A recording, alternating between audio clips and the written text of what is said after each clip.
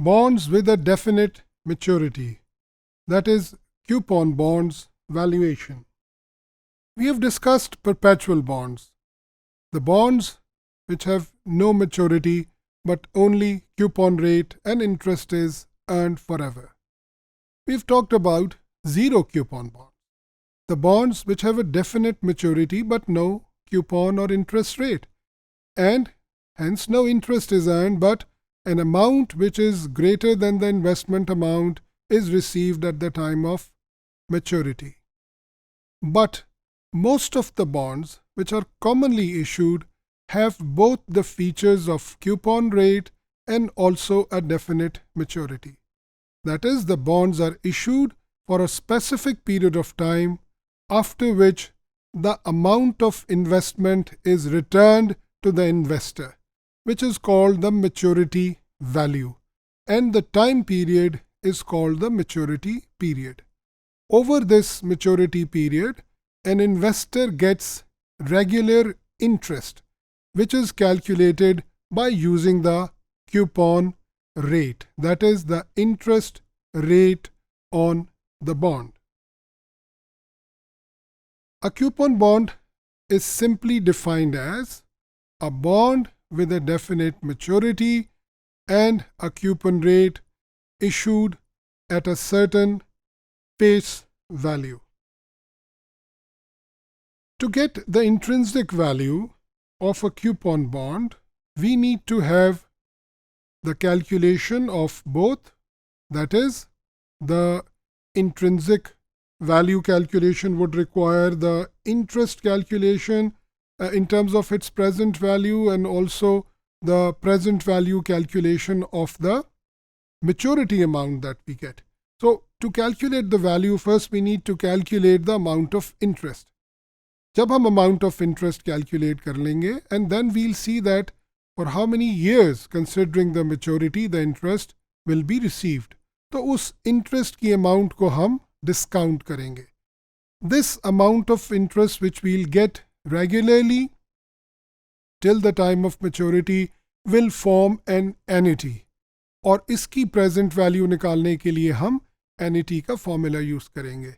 And the other part, that is the maturity value, will be a single amount, and we'll use the present value formula for the calculation of the present value of that maturity value. So we say that here we make an investment and we get some interest here every year till the time of maturity, and plus we also get the maturity value. So our intrinsic value is the sum of these two present values. Let's see how we do it. The present value formula, which is used for calculating the interest amount's present value, will be the ordinary annuity present value formula. Ordinary annuity present value formula हम इसलिए use करते हैं क्योंकि interest कभी भी हमें शुरू में नहीं मिलता. इंटरेस्ट की पेमेंट हमेशा पीरियड या ईयर के एंड से स्टार्ट होती है. So you can see that the formula of present value of an ordinary annuity is used to calculate the present value of the interest amount. And we use an individual amount present value formula, which is actually the maturity value. Now let's try to understand this with the help of an example. What is the intrinsic value of a coupon bond? A coupon bond is one which has a coupon rate and a definite maturity with rupees 5,000 face value, and that is the maturity value. It is mentioned in parentheses that face value is the maturity value because it is not always true that the maturity and face value are the same. The maturity value may be more or less than the face value depending upon the terms of the bond. 10% is the coupon rate, and the time period of this bond is 5 years. If an investor has 13% per annum required rate of return, which is the opportunity cost, what will be the intrinsic value for that investor. Here, before we go through the calculation, remember it is very important to know that opportunity cost of funds may be different for different people. So commonly we can say that yes, the market rate of return should be used in place of opportunity cost if we do not have any other rate. But if an investor has a specific opportunity cost, then that should be used for discounting all these amounts. The first step to solve this problem is to calculate the amount of interest, which is calculated by multiplying the face value with the coupon rate, which is 500 rupees per year. Then we'll start the discounting process. The first part, we discount the maturity value, which is 5,000, using the present value formula, and we get 2,713.8. That is the present value of the maturity amount.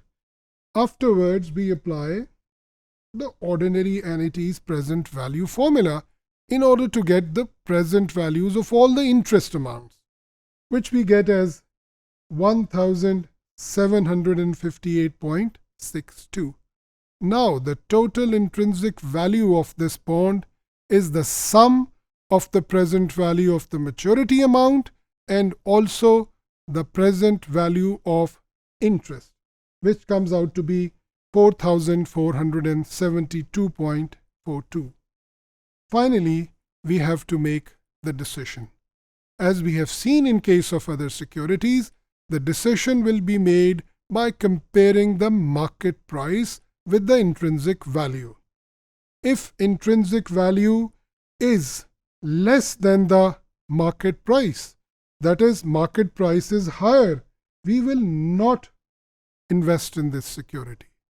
But if the market price is equal to the intrinsic value or it is less than the intrinsic value, then we would recommend that investment should be made in this coupon bond. The reason, as we have discussed earlier also, that by purchasing a security at its intrinsic value or for anything less than that actually ensures our required rate of return or a better rate of return than what we are expecting.